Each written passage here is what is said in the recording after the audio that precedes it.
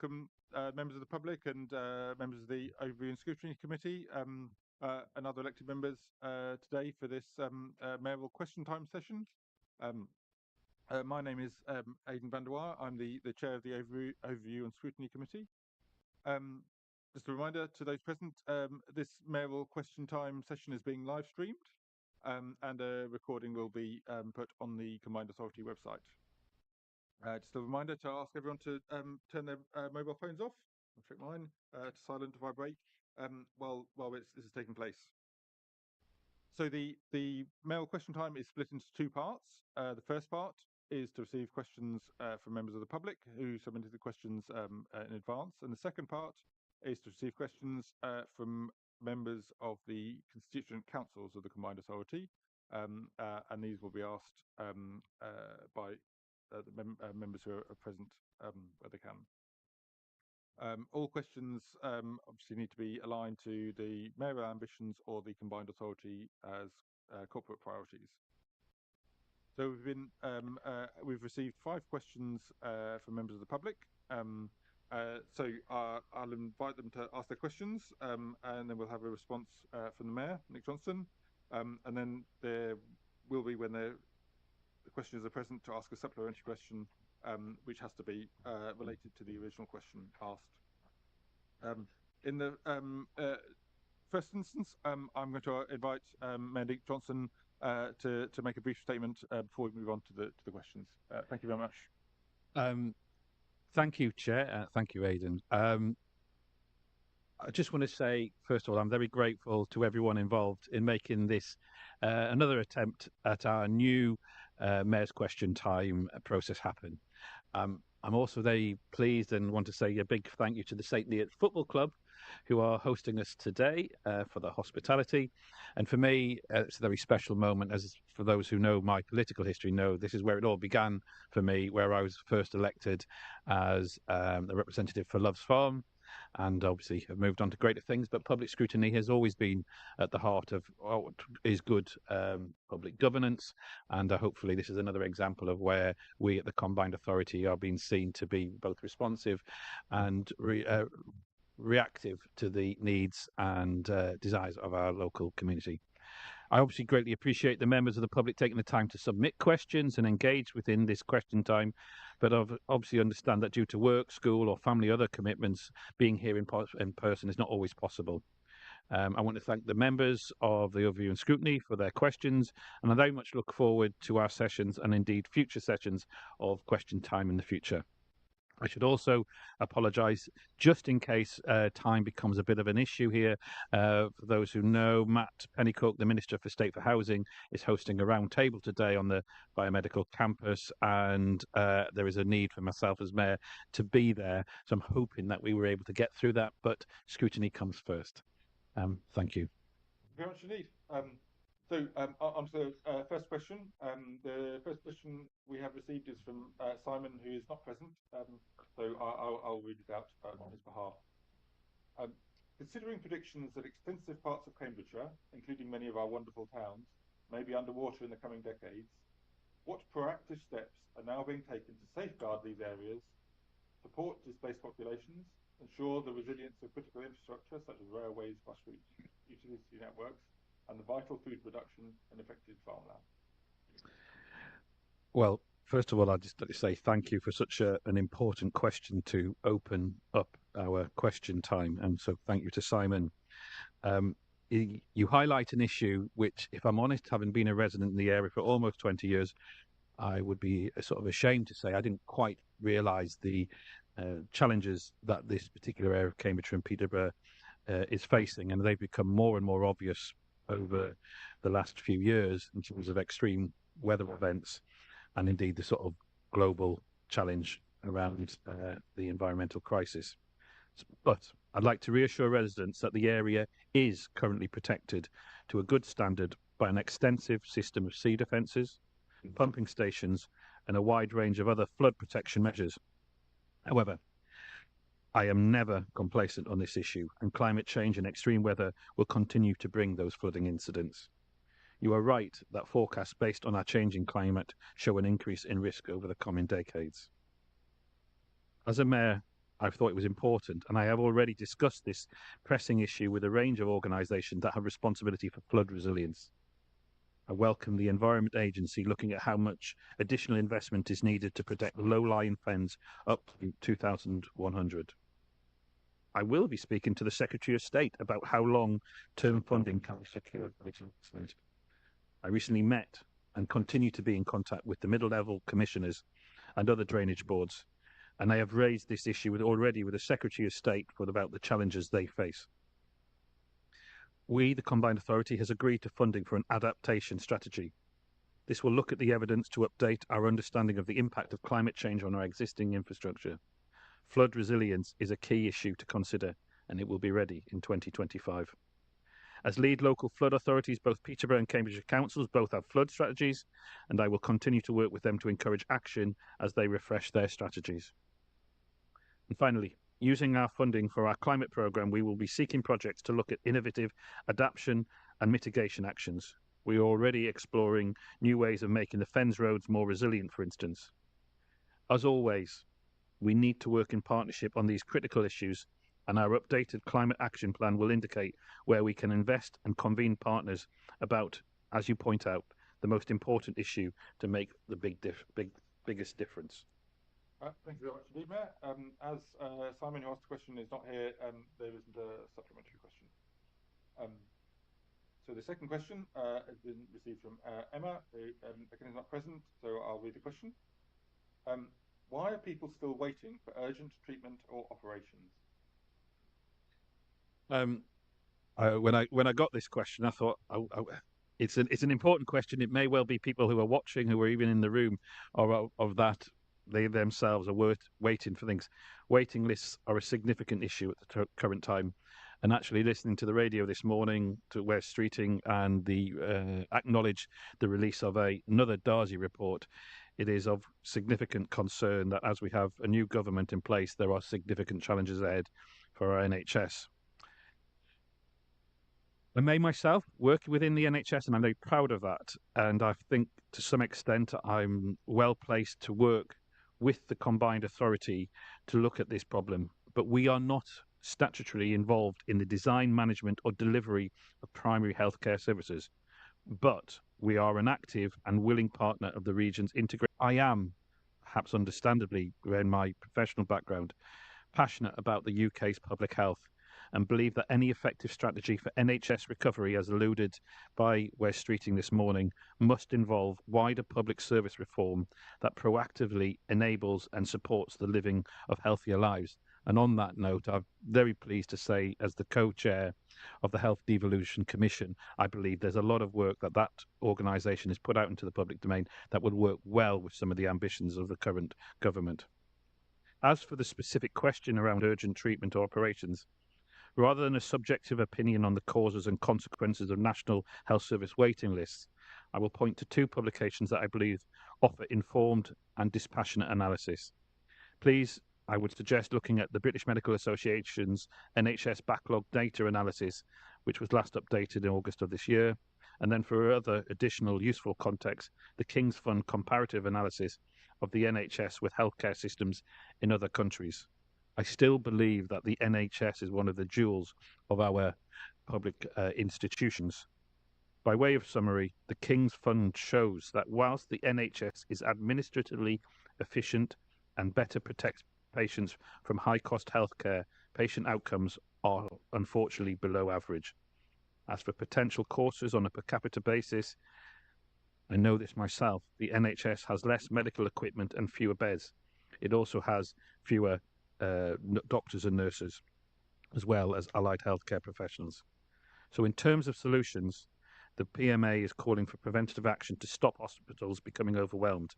More funding, workforce retention measures, and increased capacity and better coordination between primary and secondary care. But I do note what was said this morning by the Secretary of State. 3 strategic shifts in a health mission: hospital to community, analog to digital, and treatment to prevention.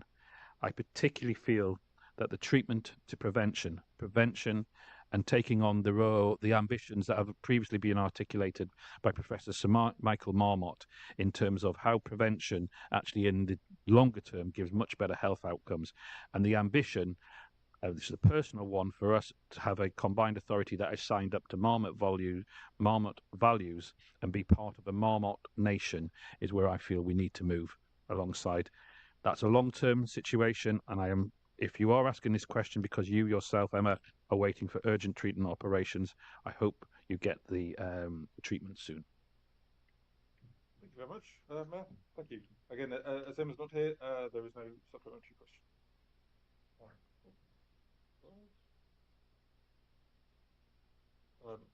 Next we have a question from Neil, who's not present, so I'll read this one out. Can you explain where we are with regard to plans to improve cycling infrastructure? My interest is specifically Fenland, but I appreciate your answer to take a whole Cambridgeshire approach. If possible, can you explain how people can help with this process? Thank you. The Combined Authority remains deeply committed to advancing active travel, whether through cycling. This dedication has been strongly endorsed by Active Travel England, who view the authority as a key partner in shaping the future of active travel across the country. I would also note that we have only yesterday released the news that Active Travel England have acknowledged us as having level 3 status out of 4, which is an advanced rating. That's something to be very proud of and demonstrate our commitment to active travel. One key example of this partnership is in the active discussions between ourselves and the Active Travel England regarding the adaptation of a guidance to better suit rural areas, like the area you refer to, Fenland. This collaborative effort aims to unlock the full potential of urbanised areas, ensuring that these communities are not left behind in the push for greener, healthier modes of transport. The Combined Authority's role in these conversations reflects its leadership and forward-thinking approach to making active travel accessible to all and across the whole region, and I believe is one of the many reasons why we have got now a level 3 rating. The Combined Authority, with our constituent partners, have developed a scope for our revised active travel strategy, which will be discussed at next week's Transport and Infrastructure Committee. This strategy will cover both Cambridgeshire and Peterborough areas, provide a high-level view across the whole region, including urban, semi-urban and rural areas. Our target is for at least half of all journeys in our towns and cities to be walked, wheeled, cycled by 2030, and this strategy will outline how we intend to achieve this. In addition, the Combined Authority have secured an additional almost £2.5 million of funding to support and improve active travel across the region. Developed an ambitious local cycle and walking infrastructure plan, the acronym LC-WIP, which is available on their website. The comprehensive plan outlines a strategic vision for enhancing cycling and walking routes across the region, including a specific focus on Fenland. And I myself have visited Fenland and met groups there with a real desire to make sure that it's not just words, but it's actually delivered. Regarding Peterborough City Council, they have also recently approved the LC-WIP, which will pave the way for improvements to their walking and cycling routes.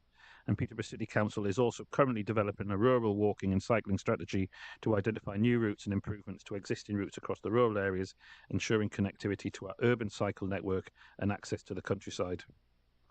So all in all, an LC-WIP serving our capital funding to support active travel infrastructure with cycleways or bridges over roads which currently act as a barrier. A key area is to make active travel easier from transport hubs, such as the plans in Peterborough Station Quarter, to improve walking and cycling routes. And just to come off a sort of prepared answer, for those who are have clever eyesight, you will also noting I'm wearing a badge. That is a badge that's worn in honour of Mike Goff, who tragically died. He was well known in Huntingdon. I have spoken at public meetings before. He was a friend, and for me, it has become very personal that working with our officers, we will deliver the improvements in Active Travel England already acknowledged, but we should be an actual beacon to drive that in the memory of Mike. Thank you very much. Thank you.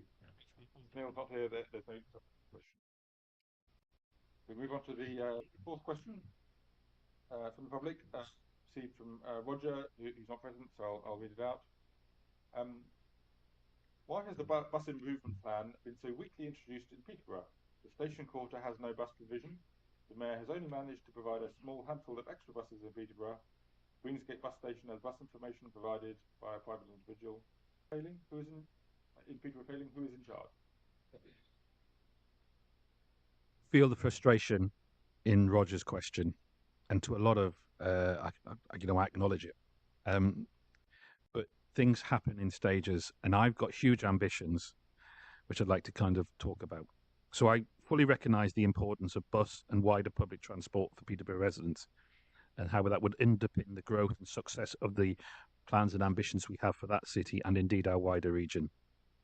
That's why we've been studying, analysing and preparing a business case that adheres to the Bus Services Act to consider future governance models for the bus network in the region. That public consultation is currently live, and we urge everyone to have their say. The rest of the United Authority areas when they've had the ability and the powers. In the meantime, a range of projects are in development and delivery to maintain and improve bus services and the passenger experience. I'm very proud that we have launched the Tiger Pass, the £1 single fare. The £1 single fare for under 25s in the region, and we begin to see a real difference to those who can apply and use the pass to reach education, work, and leisure opportunities. Seeking consensus with bus operators in Peterborough, such as Stagecoach and First, was critical to make the Tiger Pass a success. The increase in mayoral precept is contributing to new and improved bus services across the region, with direct improvements to Peterborough residents. I appreciate they might not be as much as people want, but we have to go in stages. This and wider funding has enabled a new bus route 27 for the Wittering and Castor areas to link directly into the city, which has restored a reliable service which had been lost for many years. 904 has improved to be more frequent across the day.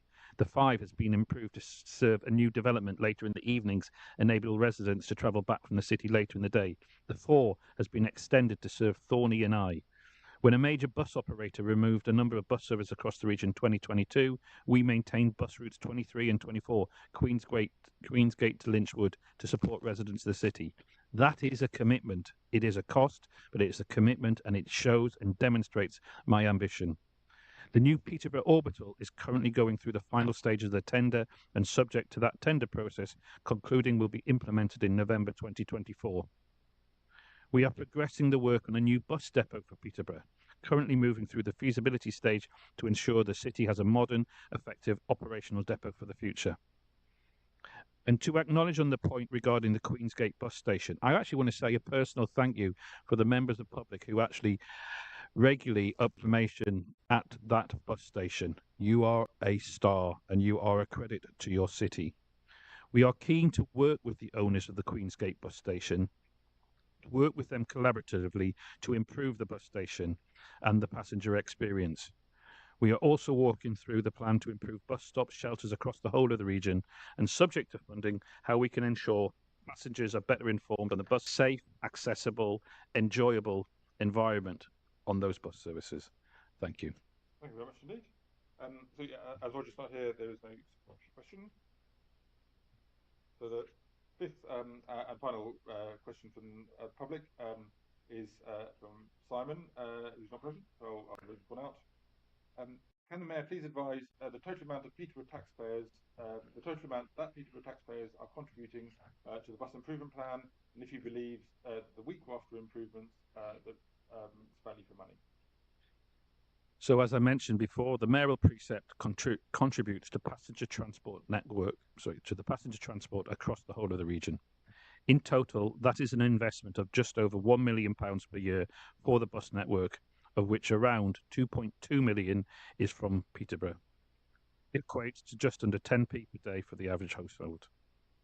The Transport Ledborough City Council and Cambridgeshire County Council to the Combined Authority each year, and funds some subsidised bus services, community transport and concessionary fares.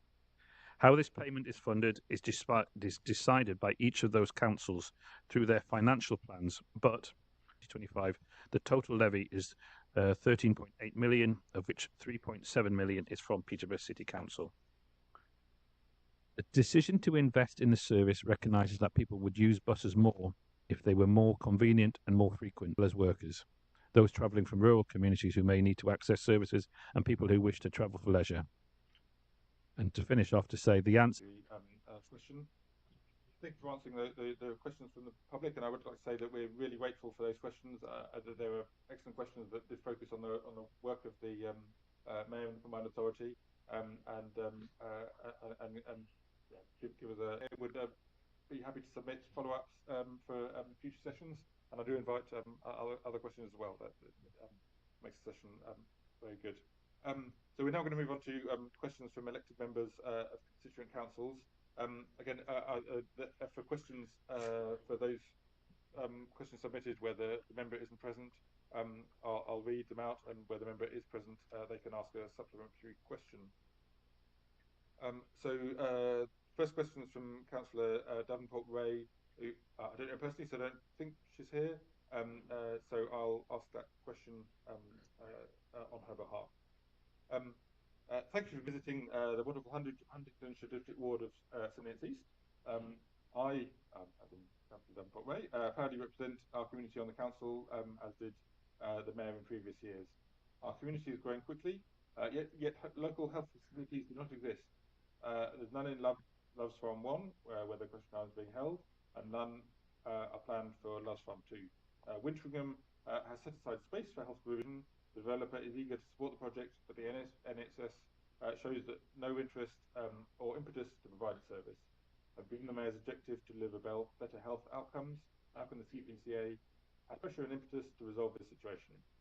Although I have described a local issue, it represents a problem that is experienced by many communities across the CPCA region. It's a shame Laura's not here, but thank you for your welcome, Laura. As I said, it's very good to be back. And in taking your question, I think it in some ways reflects on comments I've already made, but to address things directly to your residents. Loves Farm is very dear to my heart, and it's encouraging to know now they are well represented on the Huntingdonshire District Council. As you suggest, and as I recall when I was here as a district councillor, across the county, and so both locally and across the country, find themselves unable to readily access local healthcare facilities. Whilst you rightly point to the issue of designing services into new developments, such as Loves Farm, as you acknowledge, current underprovision is more to do with the pressures under which our NHS and related primary care services have had to function for at least this past decade, if not longer. Basically, you can build a building, but you can't necessarily staff it. In terms of solution, I think it's fair to say that the District Council have done what's in their power to secure relevant developer contributions for and commitments to associated community support services. But where healthcare facilities are concerned, there are, as you know, austerity-ravaged and still pandemic legacy NH-sized obstacles to overcome. But I'd like to have a go at cracking them. That said, whilst its economic inheritance has understandably tempered ambitions for rapid health system reform, I am heartened by what I have seen and heard from our new Labour government. They clearly know that GPs are the front door to the health service for most people, and excellent primary care is the key to earlier diagnosis and indeed prevention. They have committed to training thousands more GPs, pledged to guarantee a face-to-face appointment for all those who want one, whilst also delivering a modern appointment booking system to end the 8 a.m. scramble. I'm sure all of us have been there. They are also determined to bring back the family doctor by incentivising GPs to see the same patient, although that I appreciate, and speaking to my own colleagues, will always be a challenge, so ongoing or complex conditions are dealt with effectively.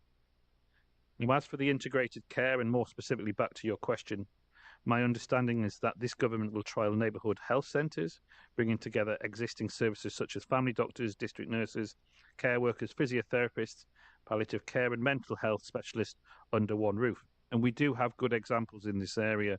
I would point to the Oak Tree Centre, particularly in Huntingdon. On this point, I will happily write to ministers at the Department of Health.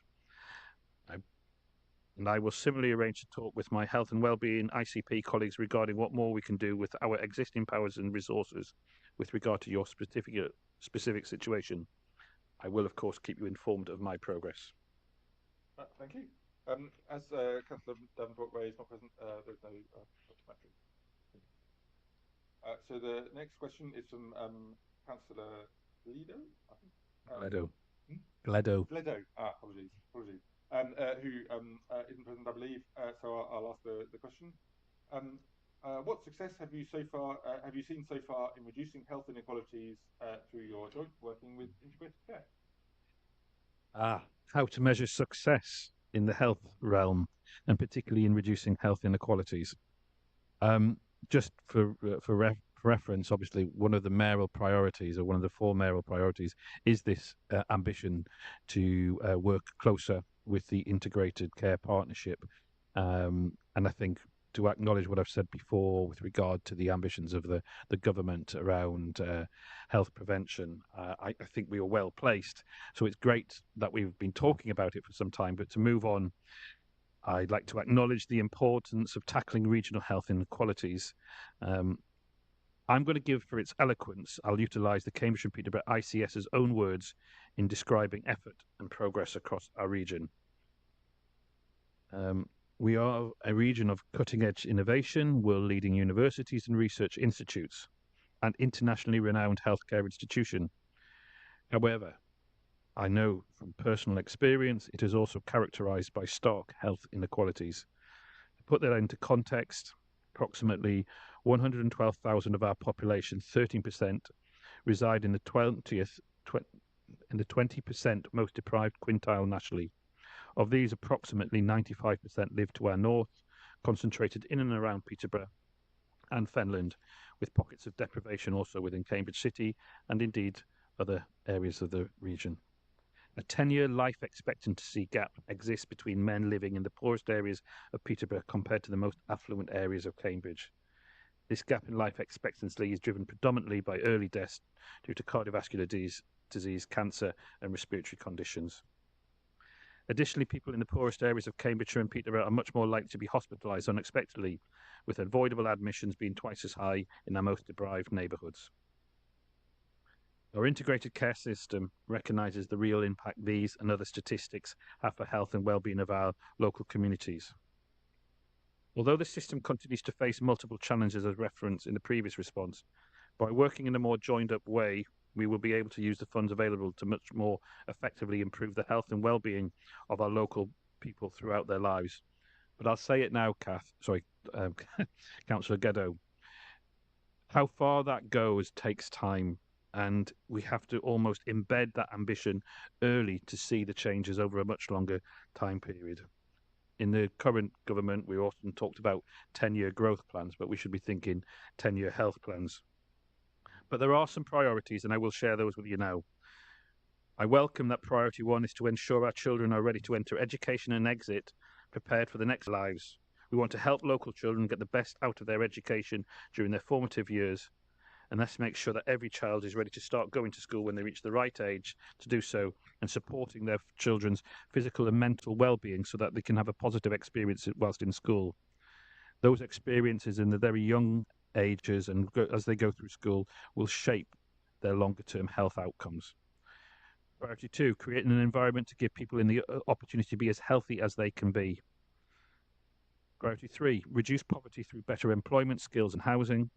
And priority 4, promote early intervention and prevention measures to improve mental health and well-being.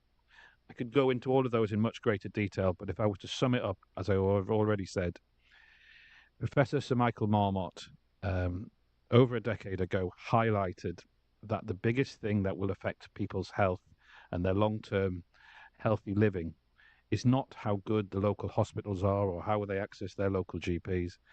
It's not even as good as the access they get to the top medicines that are available through our NHS.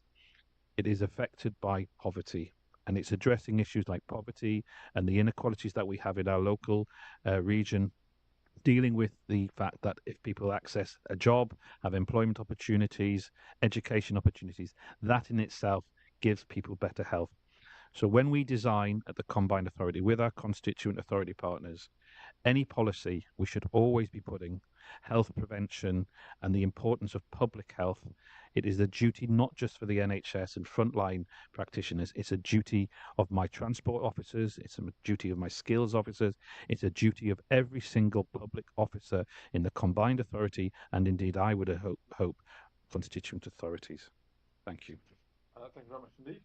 As Councillor Gleader is not here, there is no question. So, third question from the constituent councils. It's from Councillor Nick Wells. He's not present, so I will ask this question on his behalf. What steps are being actively considered to improve transport links between St Ives and Huntingdon, specifically fast bus connections and town-to-town cycle paths? Thank you, Councillor Wells. Music to my ears. Improvement in cycle paths and bus connections. So our A141 and St Ives improvement study focuses on upgrading the transport network along the A141 corridor and in the areas surrounding Huntingdon and St Ives.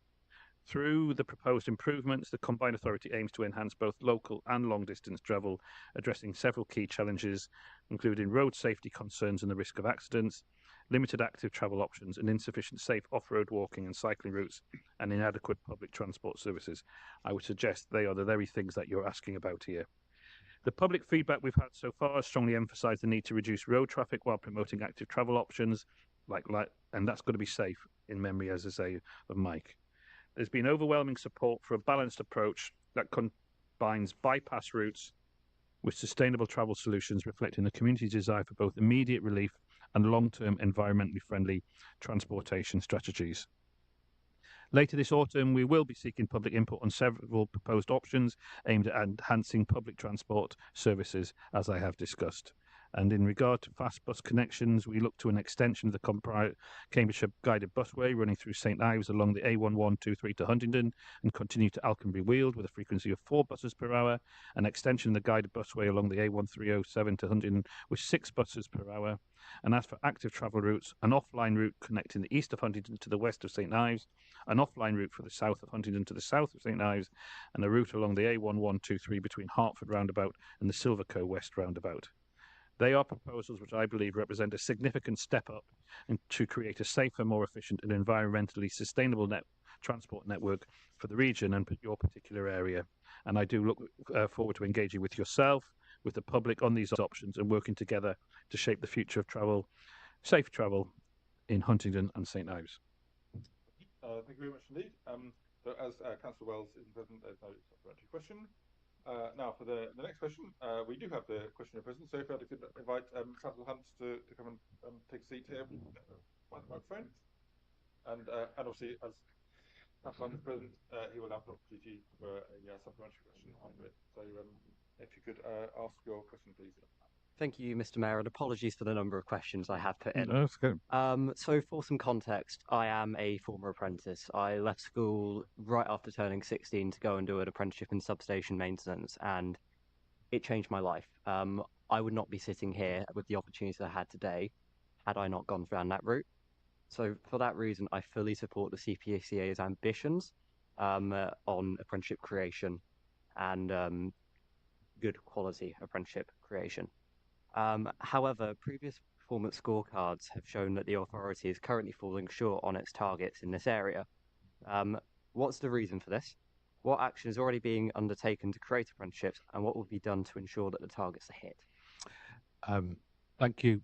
Thank you, Councillor Hunt. I think your introduction and your own personal experience speak volumes and absolutely acknowledge the importance of apprenticeships.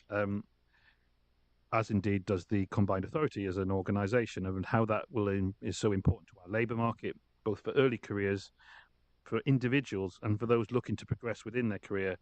We are very much supporting apprenticeships. There have been many changes over recent years that have had an impact of the performance and availability of apprenticeships. This included the introduction of the apprenticeship levy, the apprenticeship reforms, and the impact of the COVID pandemic. I will acknowledge it is frustration that the Combined Authority hasn't met objectives set over the period of 1st March 2021 to the 31st of December 2023, when we acknowledge the period of which this target was set within was impacted by restrictions imposed by COVID and the subsequent recovery period. Apprenticeship stats were negatively impacted at a national level, which was the trend observed over more than a 2-year period. Not to make excuses, so we've also undertaken several measures to ensure the supply side of the system can support growth in apprenticeships. This would include the previous investment in the North Cambridgeshire Training Centre, investment into ARU Peterborough, introduction and ongoing management of the Regional Apprenticeship Levy Transfer Scheme, increase of the regional provider base through wider procurement for Adult Skills Fund and skills boot camps. There was growth in apprenticeships provision across the region from the top 4 providers over the 22 to 23 academic year. Work to ensure the supply side of the system can access apprenticeships includes delivery of the Careers Hub to ensure schools in the region can fulfil the provider access legislation, leveraging wider stakeholders in the region, including the Apprenticeship Ambassador Network, the National Careers Service, Careers Hub, and the ASK programme to ensure cohesion, knowledge, sharing, and best practice. Strategic driver working with the Chamber of Commerce to deliver on their local skills improvement plan, and hosting of webinars to support employers, young people, and parents in increasing their understanding of apprenticeships. We are exploring other actions internally, including how we can leverage social value clauses within our procurement processes to increase the availability of apprenticeships and wider campaigns over the next academic year.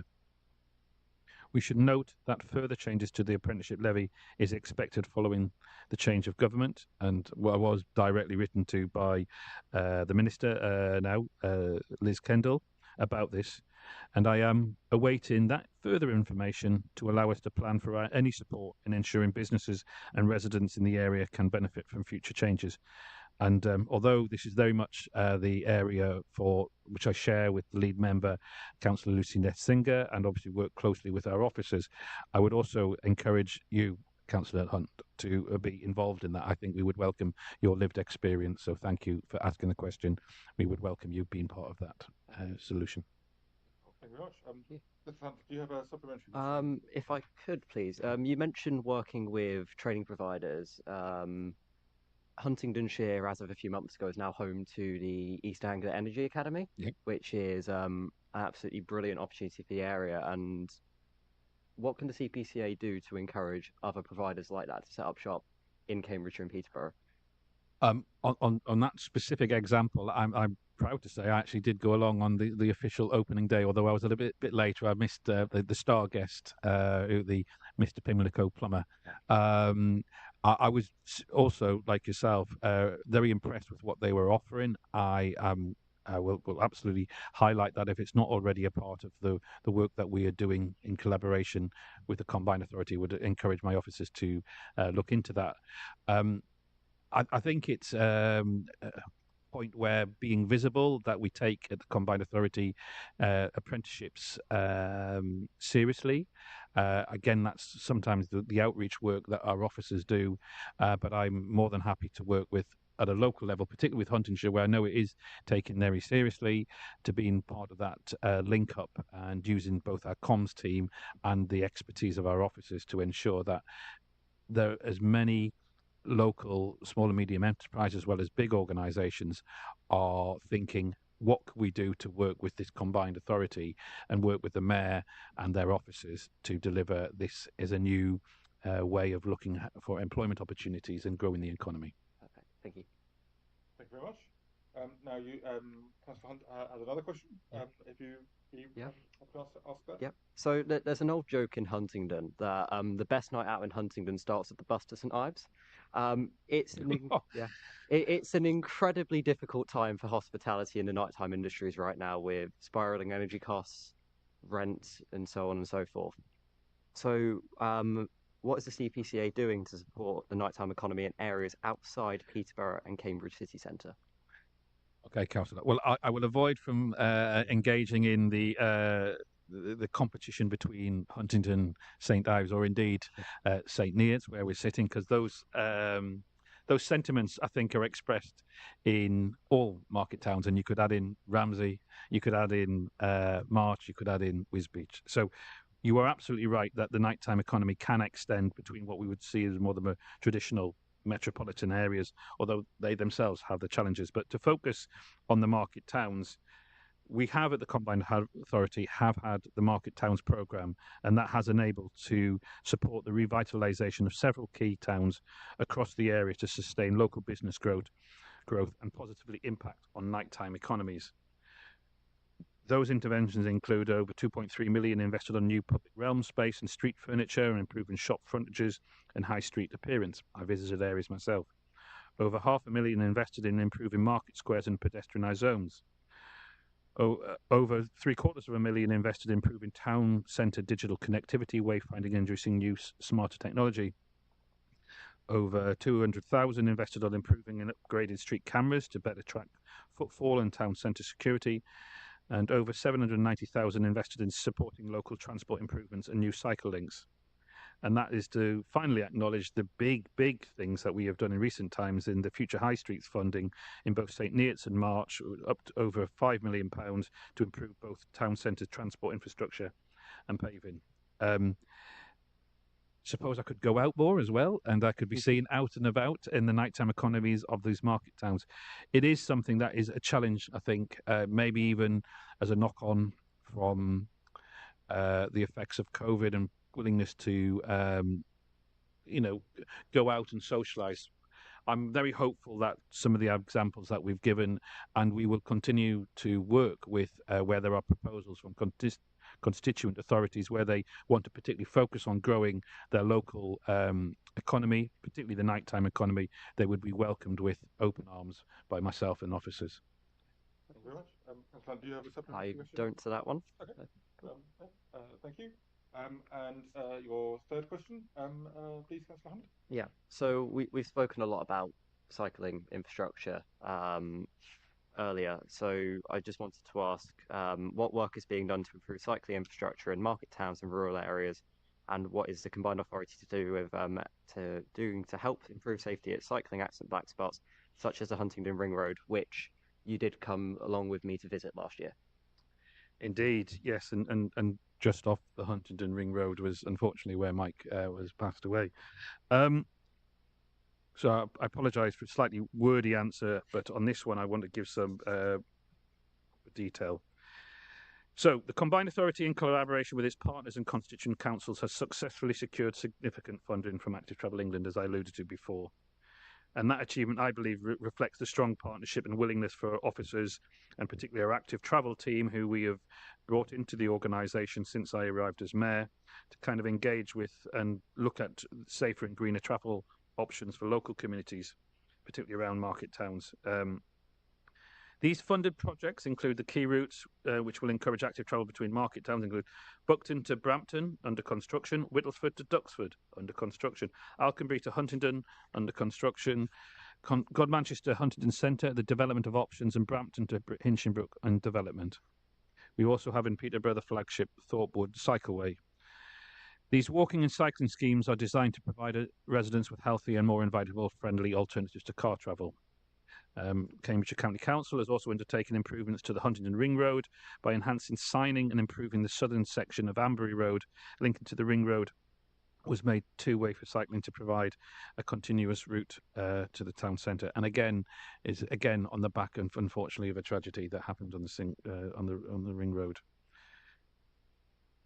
I would also draw attention that the Combined Authority is making great strides in a commitment to road safety through the refreshing of the Vision Zero programme, which aims to eliminate all fatalities and serious injuries on our roads.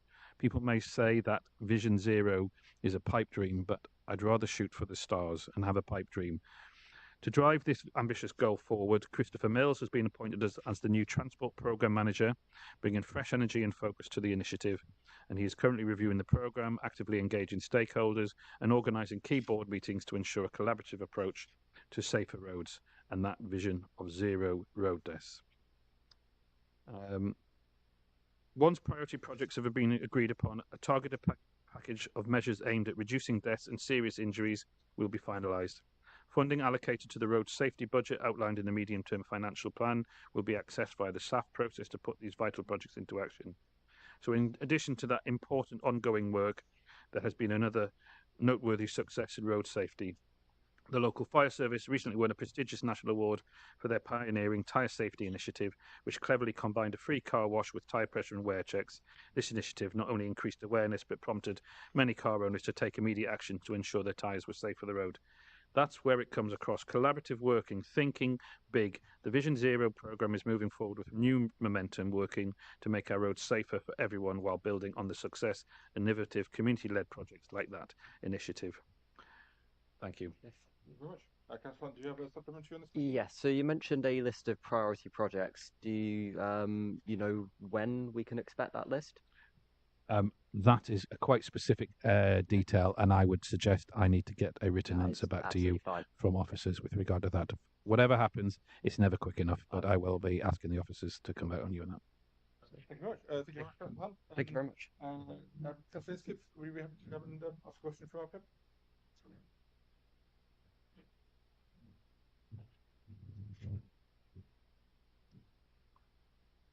Our final question is from Councillor Inskip. Ms. Cow, thank you very much for coming. Okay, so back to buses. So I'd like to ask the mayor the following question, which aligns with the mayoral priority for locally determined, innovative and public transport that is fit for the future. So, can the mayor provide an update on the plans to improve bus services within East Cambridgeshire, including a list of new and improved services which are planned to be created, and when these services are expected to be operational?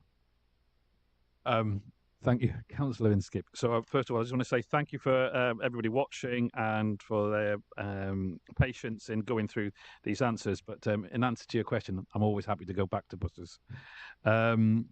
East Cambridgeshire is shortly due to benefit from a range of new and or improved bus services to ensure residents can access work, leisure and education opportunities via public transport. Those proposals were drawn from public consultation carried out in late 2023 to seek from residents the bus services and the ideas they wished to see from their communities. And I also remember very much the engagement of councillors at the time.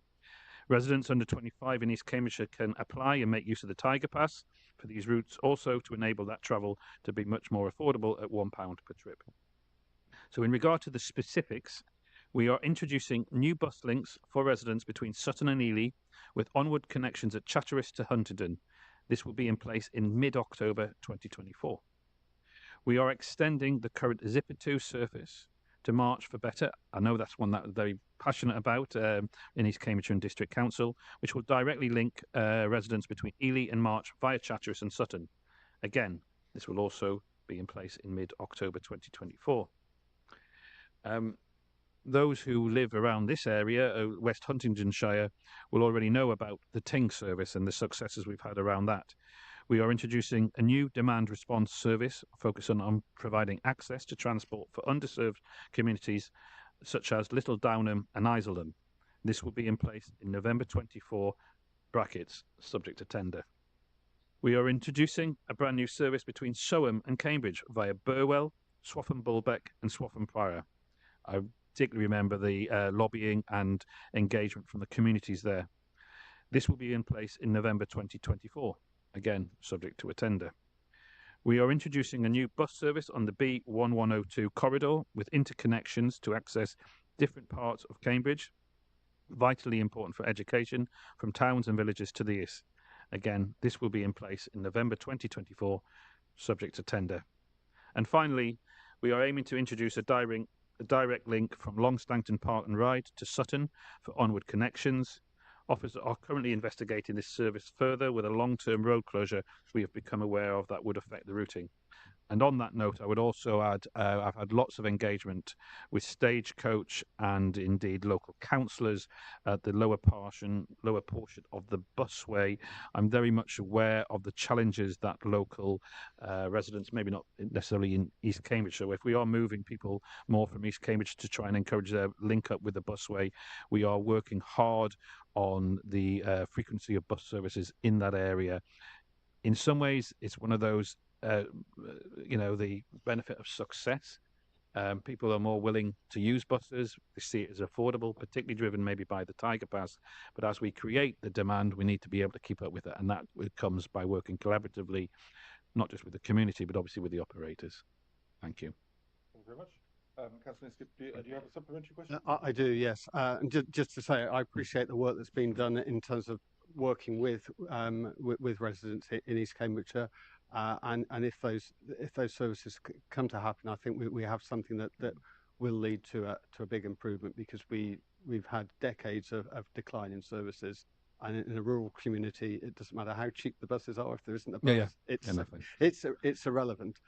So actually, two parts of the supplementary. So one is I'd be particularly keen to be kept updated on the proposal for the link from Sutton to Longstanton. A little bit parochial, but I'm the chair of the parish council there and a district councillor, and started off with one of my colleagues campaigning on this about 8 years ago. So we would really like to see that actually happen.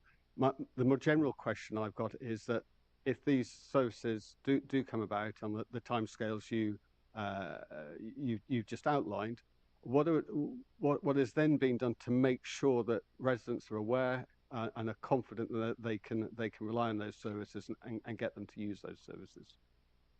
Right. Well, on the first point, specifically Sutton to Longstanton, as I said, that is being looked at. I hope, even though it was started 8 years ago, and would acknowledge the hard work that you've done and others have in the past, that this will be something that we can continue to make sure we deliver it, and then, as you say, make it sustainable, because it's not without, as people will be aware, these are the combination of commercial services and subsidizing is a model that's the way that the bus network has developed over the process of since the 80s with deregulation. I would argue that we all have a duty, as members of other district councils, as much as county council, as myself, as the mayor for the combined authority, is as we, I think, have a shared ambition to see improved public transport. We ourselves live that thing. So we embrace bus travel. If we're designing services, they're the services that we ourselves should use and we should be seen to use. And I think the ongoing support through what we've had to do in the past through subsidies is a demonstration of that. I think it's probably at this point it's important to acknowledge that's why we've got a consultation out.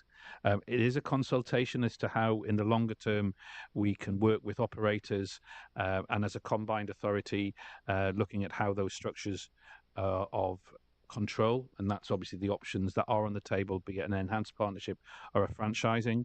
That consultation is out till around November time, and we'll obviously, with the board, we'll be looking at all the options that are on the table to make a decision about what is right for all of our communities, and I hope it's one that we will all be able to agree on.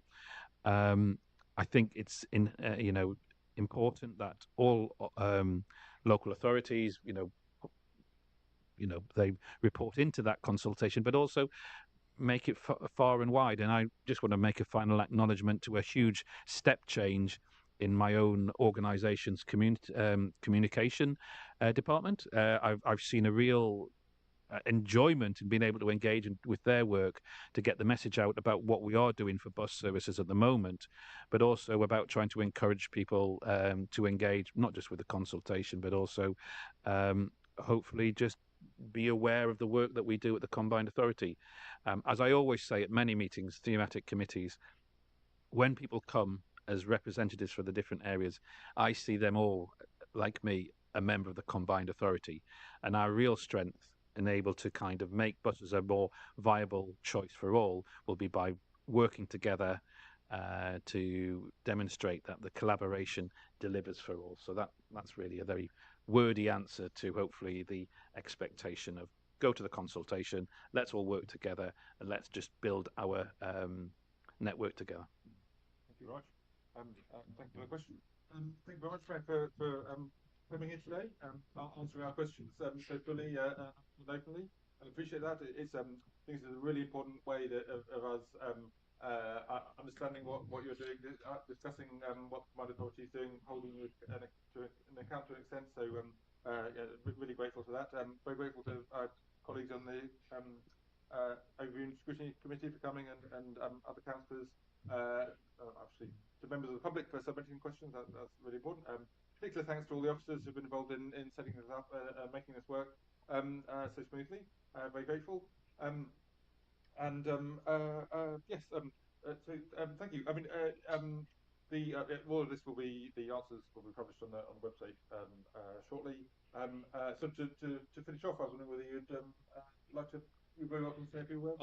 Chair, in some ways, I think we've said thank you again to our hosts, those people who've engaged with this. I'm sure that there were things that we can do better in terms of, rolling this out of the process. We want to, going back to the point about improving communications around the bus network, we obviously want as many people as possible to be aware of the opportunity to ask questions of the mayor and ask questions of the combined authority.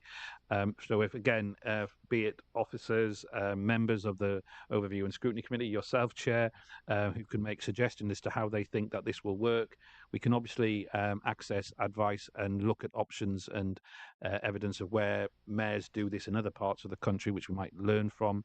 But just really, I want to say thank you for the team putting it on today, allowing me to kind of demonstrate my willingness to be transparent. I think it's important as an organisation, not just the mayor, but the whole organisation is seen to be open to having questions asked. I possibly, if I could just indulge me on one thing, is that we've had a good week at the Combined Authority. On Monday, we got that letter from the Minister of Local Government, Jim McMahon, saying that we were no longer in need of a best value notice.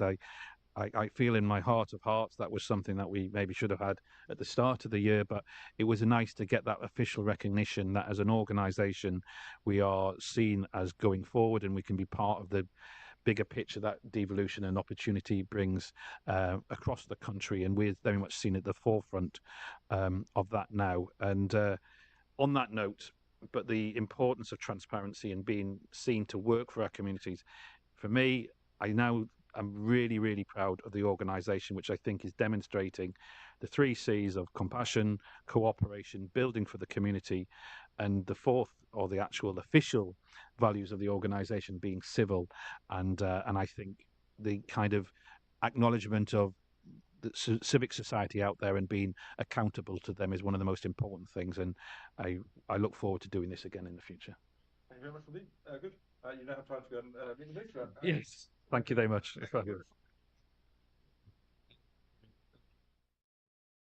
Thank you.